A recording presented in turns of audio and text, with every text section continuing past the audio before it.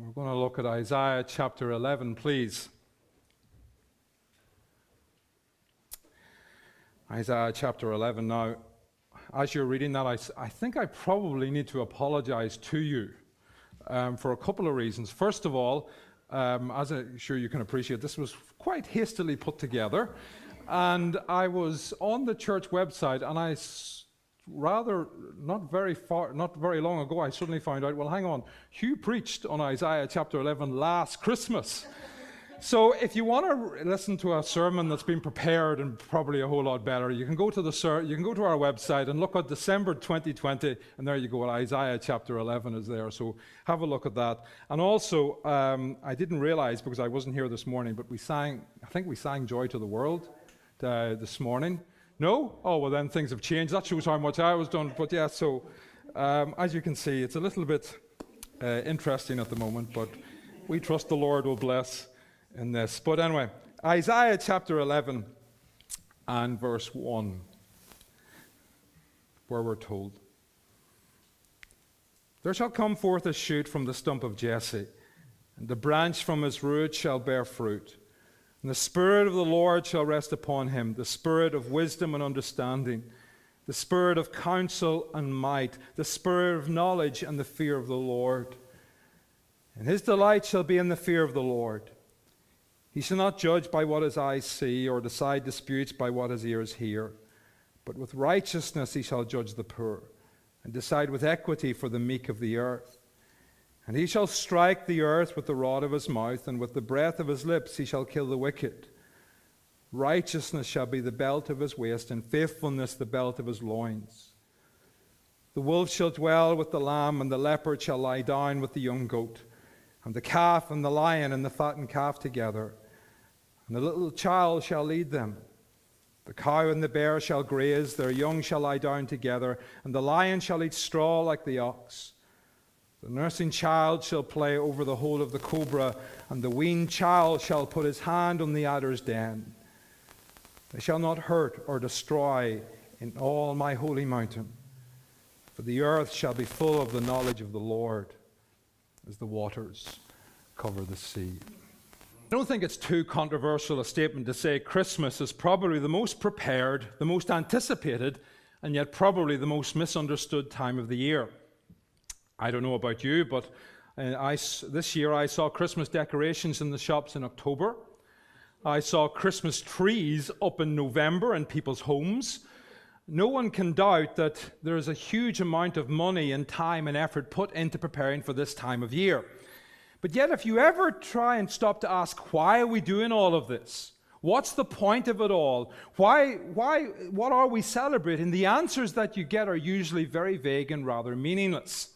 So, for example, as a bit of research, I went on YouTube and watched the adverts the major supermarkets put out for Christmas this time of year, just to see what message they were pushing.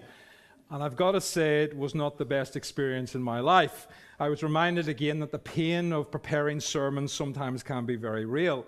But after watching them, all I was left with was this hodgepodge of sentimental mush that in no way merits the time and trouble that we put into preparing for this time of the year. And I suppose the same thing would happen if we started speaking to our neighbours, our friends, and our work colleagues. So when Sue and others go out this week in Hoylake, or if we asked those whom we knew, why are we doing all of this? What's the point of Christmas? What are we actually celebrating? You can imagine the type of answers we would get back. For depending upon who you're speaking to, you might be told Christmas is a time of celebration. And so ultimately it's all about having fun and making those special memories. Others might talk about Christmas being a time for the children, or a time for the family to gather together. If you really push people, you might get a bit of a religious or a moral slant, as they mention the rather vague notion of the Christmas spirit might help us to become better and kinder people.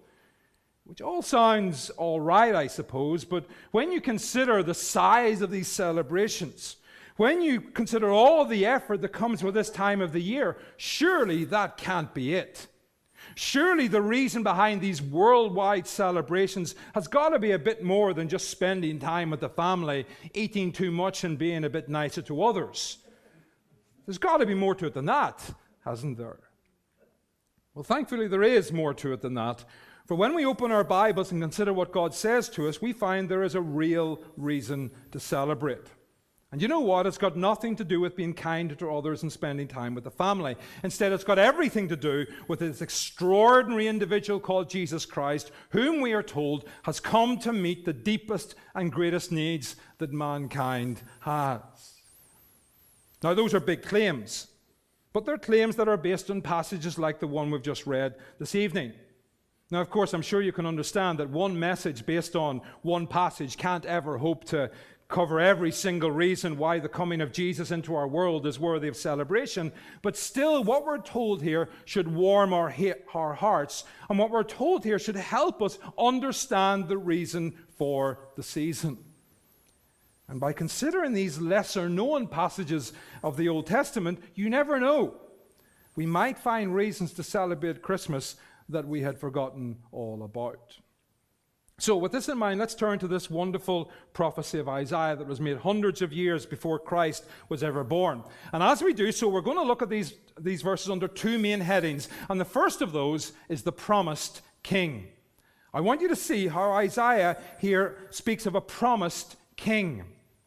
Now, at first glance, that may not be that obvious. After all, the word king is not used at all here. However, Isaiah is talking about God's promised king, and that becomes very obvious when we know what he's on about in verse 1. For in verse 1, he says, "There shall come forth a shoot from the stump of Jesse, and a branch from his roots shall bear fruit." So there we have a picture of a tree, and the tree has been cut down to a stump. And Isaiah says that out of this stump will come a shoot, which is a picture we see all the time, don't we? So the council cuts down the trees along the sides of the roads. You get the stumps left of the large, big branches that have been cut down. And very soon, what do you find? Well, you find shoots or little branches growing out of the side of the main trunk of the tree.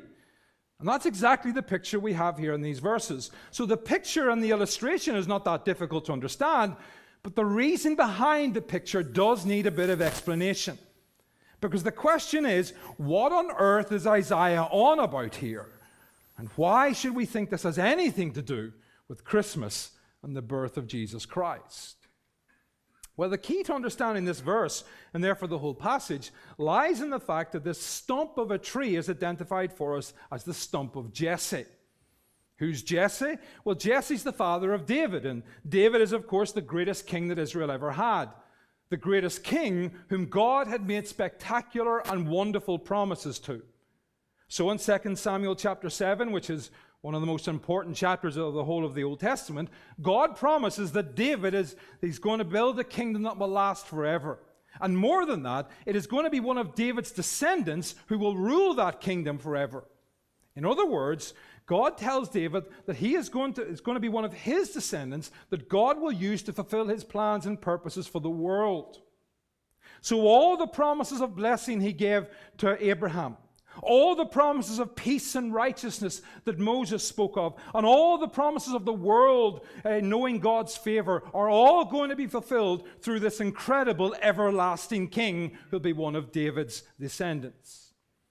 It's an incredible moment, and it's no wonder that David is amazed and astonished at what God is going to do. It's no wonder David feels unworthy and blesses God, because these are truly remarkable promises. And from 2 Samuel 7, the reader of the Old Testament is asking one simple question. Who is the descendant of David that God will use? Who is the king that will fulfill all of this? And who is the one that will rule this perfect kingdom forever? Well, it soon became obvious that it was not Solomon. And indeed, it was not any of the other kings of the Old Testament. Yes, some of them were better than others, but all of them failed in some way, shape, or form, because every single one of them was flawed in some way.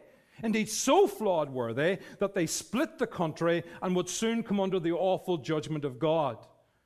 And indeed, by the time of Isaiah, things were not looking good. In fact, things were looking really bad because, of course, Isaiah was predicting terrible destruction. He was speaking of awful defeat at the hands of their enemies, and he spoke of exile from the promised land and total devastation.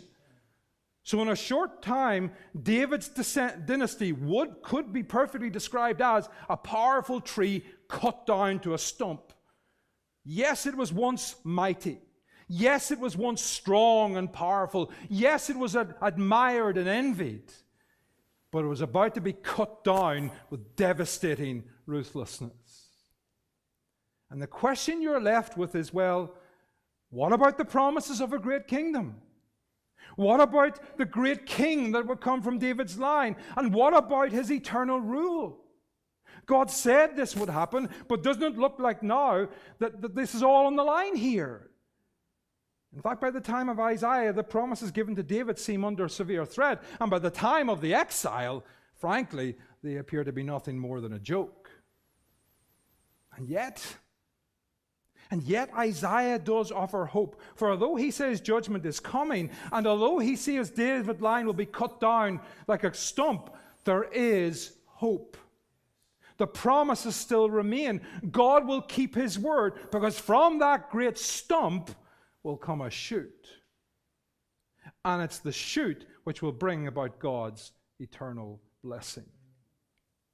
What, or more correctly, who is that shoot? Well, the answer is not going to surprise you, is it? But just to show you who it is, just turn please to Luke chapter 1, verse 30. So we read about Mary's song, or Mary's Magnificat, earlier on. But just before that, we have the angel coming to tell Mary that she's going to give birth to Jesus. But look please at what the angel says. So Luke chapter 1, verse 30. And there he says, and there we're told, and the angel says to Mary, and behold, you will conceive in your womb and bear a son, and you shall call his name Jesus. He will be great and will be called the Son of the Most High. And the Lord God will give to him the throne of his father David, and he will reign over the house of Jacob forever, and of his kingdom there will be no end. Now, I don't have time to go into them in any detail, but did you catch the themes we talked about? Did you see how the angel picks up what has been said? Because what is happening here is that Mary is told everything that God promised David, everything he promised about an eternal kingdom being ruled by an eternal king, and therefore everything he has promised right throughout the Old Testament is all going to be fulfilled through her son, Jesus.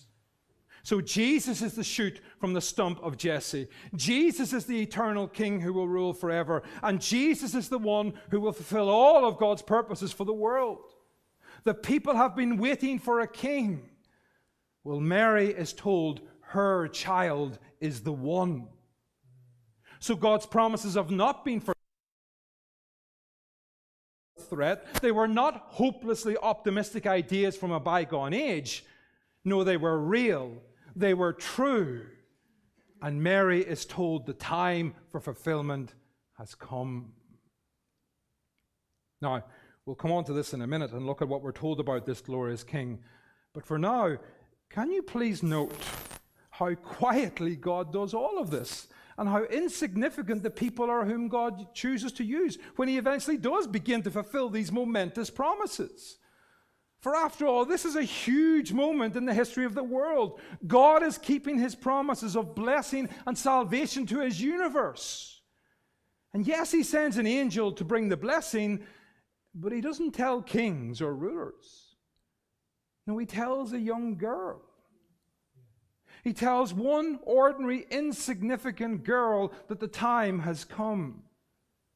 Yes, for practical reasons, as you can guess, her promised husband is told. But even then, the rest of Israel doesn't know. The rest of the world doesn't know. Instead, there's very little hype indeed. And when he's finally born, that pattern continues. So the angels do come out and sing in the sky, but instead of doing it in the middle of Jerusalem at the busiest time of the year, or the day, they do it to a few shepherds out in the fields in the middle of the night. Yes, a few important men come, but they are pagans with no standing in Israel at all. In fact, as we read the Gospels, you find the world is missing this great event, because while it is truly a momentous moment, it's all done very quietly. It all looks unremarkable, and it's all unnoticed by the majority of people. And you know, I think that tells us something about the way God works in our world. This is a truly remarkable event. This is huge. But God uses unremarkable people, and he does it in a very quiet way. And as I said, it teaches us something about the way God continues to work in this world. For even though the promises of God looked under threat, they never were. The promises were always going to be fulfilled. There was never any chance of them failing. But he did not use the powerful. Instead, he used the weak. He did not use the influential. Instead, he used the insignificant. He did not use the wise. Instead, he used those who would be dismissed as irrelevant. And today, God works in the same way. Because quite simply, God's ways are not man's ways. And we need to constantly remind ourselves of that glorious fact. One of the great privileges I have with SGA is to see and hear of so many situations where God is working. So yes, I've been to the big churches like Emmanuel Church in Aradi in Romania, which seats nearly 3,000 people and has very talented and gifted leaders. But here's the thing. I've also been to the small village churches, churches of 10 to 12 people, churches with 20 to 30 people, and churches that don't have outstanding leaders. But from what I've seen, God is working in both. God is using both, and God is fulfilling his purposes through both. The size, the giftedness of the leaders, the resources available are no hindrance to God. In fact, as you read the Old and New Testament, it seems that God delights to use the small, the remarkable, and the unnoticed because the glory goes to him. And that's something that should encourage us, shouldn't it? It's something that should encourage us as we live in a society that is becoming increasingly hostile to the gospel. It's something that should encourage us as we think about the type of people we should be as we seek to serve him. And it's something that should encourage us as we worship together as God's people. God uses unremarkable and largely insignificant people just like us to bring his purposes to pass. And the unnoticed birth of a baby in a backward village in Bethlehem reminds us of that like nothing else. So then as we look at Isaiah 11, we see a promised king. Well, I've only been able to do one verse so far, so I'm going to have to get a move on. Because as well as seeing a promised king, I also want you to see from these verses how Isaiah describes the promised reign. I want you to see how Isaiah describes the promised reign of Jesus. So he's told us the promised king is coming, but now he describes his rule or his reign and what it will be like. Where do we see this? Well, we see it in the following verses, where Isaiah tells us that this promised king will have everything that is needed to rule and to reign well. And as we look at what Isaiah says, we can see why this Jesus is so worthy of our worship and our trust. So firstly, we're told that this king will have perfect wisdom.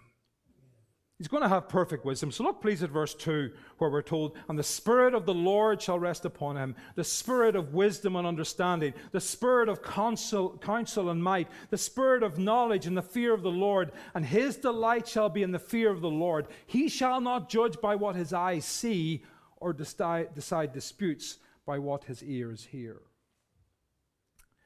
So Isaiah says this perfect king will have perfect wisdom. He will not only have knowledge, he will also have wisdom. So he will know what needs to be done in every situation. But he will also have the spirit of counsel and might. That is, he can advise and he can have the power to put into practice what he knows should be done. He will have the spirit of knowledge and the fear of the Lord. In other words, he will have a perfect, intimate relationship with God, and therefore his life will be marked out by a deep and real reverence for God. And doesn't this remind us of someone? Doesn't this fit in perfectly with Jesus Christ? So read the Gospels and you will find all these things happening again and again and again. So think of Jesus as he's a boy talking to the theologians and professors of his day in the temple. And what are we told? Well, we're told they're amazed at his wisdom. Think about the way his teaching amazes the people and how they say, "No one taught like this man. Think about the way he dealt with the rich young man, someone whom you looked on and you thought, wow, this is a wonderful seeker, but actually he had the problem of idolatry in his heart.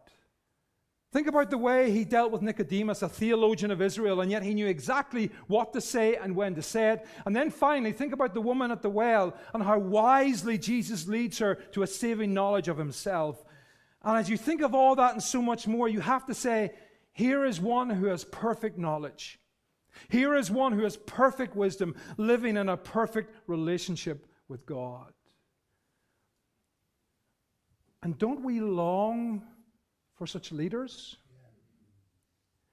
Don't we long for such a king? So for example, think about all the problems we've got ourselves into as a country over the last decade or so. Think about the huge issues we've had to deal with as a nation. We've had the worldwide financial crisis. We've had the fallout from Brexit. We've had 20 months of this awful pandemic with all the difficulties that it has brought. And who has been our leaders? David Cameron, Theresa May, and Boris Johnson. And just to make sure that you don't think this is a political point, let me remind you, who have been the alternatives? Ed Miliband, Jeremy Corbyn, and Keir Starmer. And even if we give them all the benefit of the doubt and say that at least their motives were good, it's not been great, has it? And if we look back through history and search for better leaders, leaders with more caliber and gravitas, yes, we might find them, but dig a bit deeper.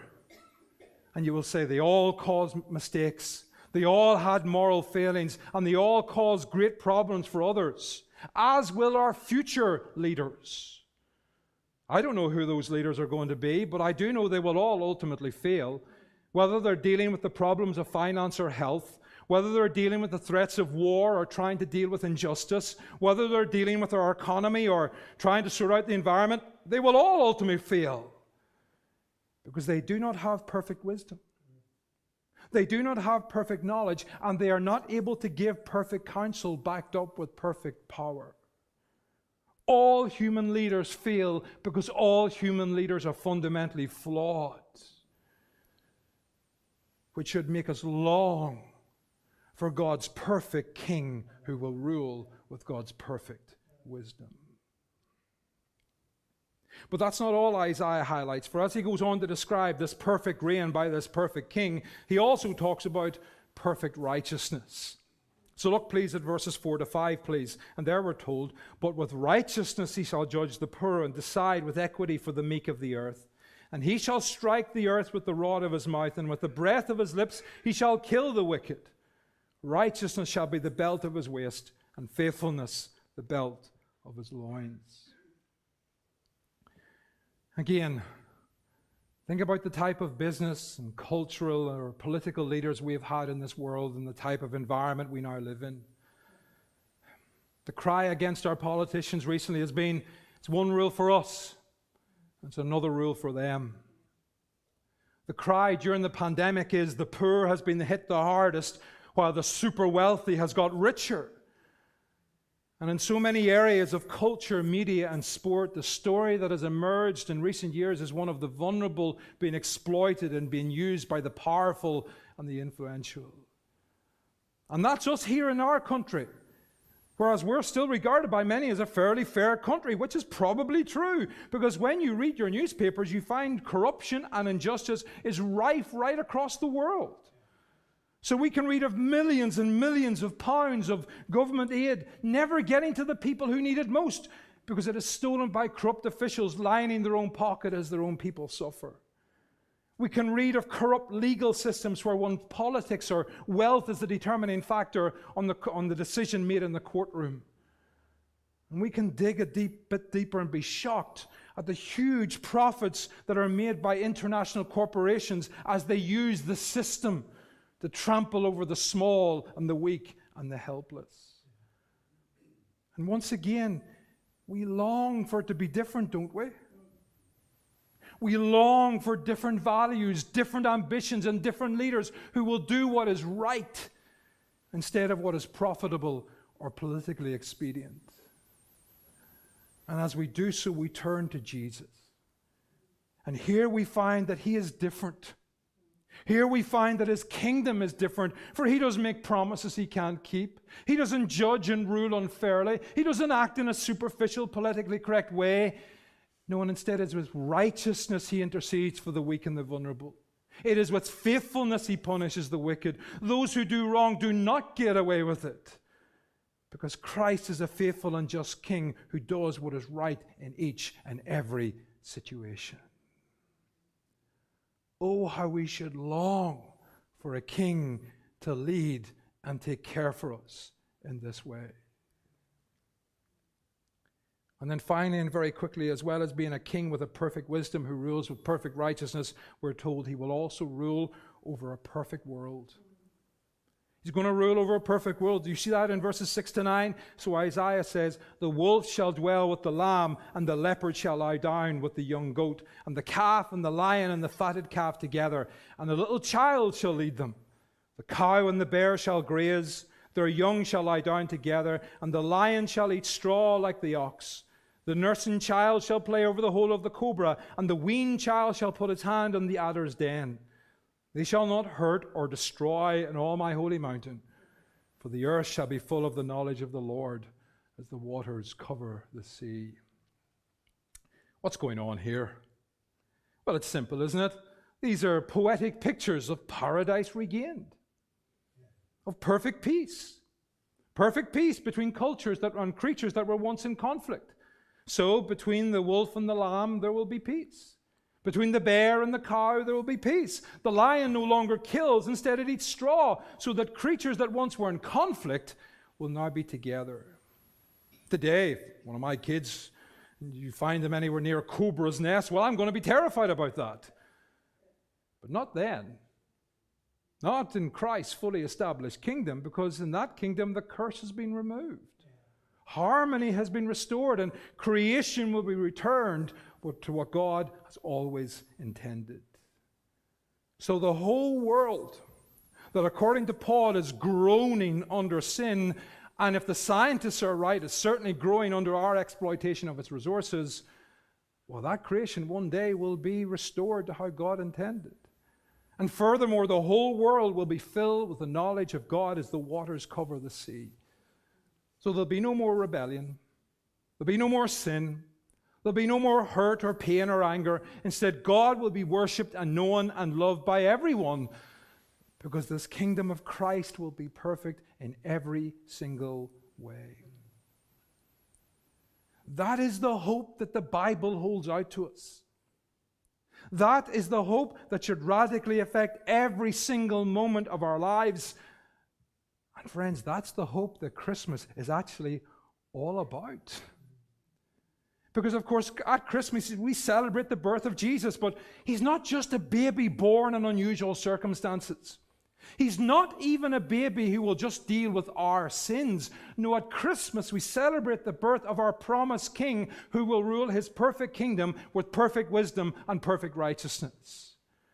And so perhaps even we Christians need to enlarge our vision of Christmas and enlarge our vision of the salvation that Jesus has come to bring. Because when we think about God's salvation, we naturally start with ourselves. We start with our sin, our need of forgiveness, and our relationship with God. We can actually be very individualistic and therefore very small in our thinking. But actually, God's vision is so much bigger and better and far more glorious. Because this king born in a stable did not just come to deal with my sin. No, he came to deal with all sin. He has not just come to set me right. No, he's come to set everything right. He's not just come to remove the curse of sin from my life. No, he has come to remove the curse of sin from the whole of creation. And he has come to set up a glorious kingdom that will last forever. Now, of course, it is true that not everything that Isaiah speaks of in this passage has happened yet. The first coming of Jesus in a manger did not bring all these blessings, because what Isaiah talks about as one event, the New Testament stretches to two events with a great period in between. So in his first coming, the child comes to deal with sin and provide the possibility of forgiveness and reconciliation between God and man. But in his second coming, he sets up his visible kingdom. In his second coming, this perfect kingdom is realized in all its fullness. And in his second coming, he will openly rule and reign in the way that Isaiah predicts. It hasn't happened yet. So I wouldn't advise you that you let anyone go anywhere near a cobra just yet. But one day we won't need to worry. Because one day everything God promised will happen. And so if you like, we've had the first installment and we're waiting for the second. At Christmas, we celebrate all of that. At Christmas, we rejoice in the promised King. So we rejoice in the fact that God has kept his promise. And because of my Savior, my sins can be forgiven. And therefore I can be part of his purposes for his world. But we should also enlarge our vision as we look forward and anticipate what Isaiah speaks of here. For as I said, one day he will return in glory. One day he will rule with perfect power, perfect wisdom, and perfect righteousness. One day his kingdom will restore perfect harmony in creation as we live as God always intended. And the call to us all is, come, be part of what God is doing in this world. Because one day the full blessings of the gospel will be ours. So then, as we've looked at this passage, we've seen two big points. We've seen the promised king. So when Isaiah wrote, things were not looking good. And when you include what Isaiah taught about God's promised judgment coming upon his people, things look terrible and almost impossible. But Isaiah says you do not need to worry. God is still going to keep his word. The promised king is still coming. And would you look at what a great king he will be? Because he will rule over a perfect kingdom with perfect wisdom and perfect righteousness. And friends, at Christmas, we're meant to celebrate the fact that he has come and he's coming again. So Jesus Christ is that perfect king. And according to Isaiah, that has huge implications for us, because at Christmas we're just not remembering a little baby born in unusual circumstances. No, we're celebrating the coming of God's promised king. We're celebrating and anticipating the consummation of God's promised kingdom. And as a result, we should be rejoicing in the fact that one day we will enjoy all the blessings of being part of God's perfect plan. That's what Christmas is all about. That's why the angels sang, "Glory to God in the highest." And that's why this Christmas and this Advent season, we should be longing for the coming again of our great Emmanuel.